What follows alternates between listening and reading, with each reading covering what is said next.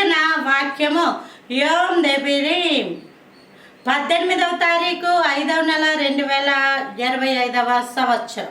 మన దేవుడు ఇస్తున్న చక్కటి మాట సామెతల గ్రంథము 10వ అధ్యాయము 30వ వచనం.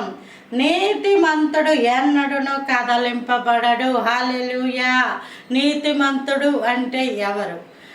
రక్షణ ద్వారా, నీటి బాప్తిస్మము ద్వారా తన పాపాలకి ప్రాయశ్చిత్తము కలిగినదని నీ హృదయపూర్వకంగా నమ్మి అక్కడ నుంచి జీవితాన్ని నూతనంగా ప్రారంభించి జీవగ్రంథాన్ని చేత పట్టుకుని వాక్యం ప్రకారం జీవించి దేవుడి అడుగు జాడల్లో అడుగులు వేస్తూ రహస్యమైన జీవితము, బయటికి కనిపించే జీవితము ఒకే రకంగా ఉన్నప్పుడు, ఒకే రకమైన భక్తి మనం చేస్తూ ఉన్నప్పుడు నీతిమంతుడు అంటారు. పాపాలు క్షమించబడ్డాయని తెలిసి మరలా ఆ సముద్రంలోంచి రాగానే మళ్ళా లోపల్లో పడిపోయి, మరలా పాపంలో పడిపోయి, మళ్ళా పాత స్నేహాలు, పాత వేషాలు, పాత మాటలు అవన్నీ కంటిన్యూ చేసి మేము రక్షించబడ్డామండి, బైబిల్ పట్టుకున్నామండి, మందిరానికి వెళ్తున్నామండి అంటే నీవు నీతిమంతుడు కావు.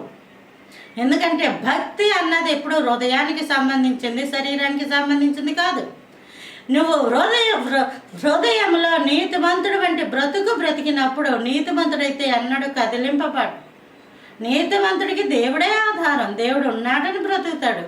నీతిమంతుడు కాని వాళ్ళు మనుషులు ఉన్నారని బ్రతుకుతారు. దేవుడే ఆధారం కాబట్టి దేవుడే వారిని బలపరిచి నిలబెట్టి స్థిరపరుస్తాడు. Praise the Lord. ఆమేన్.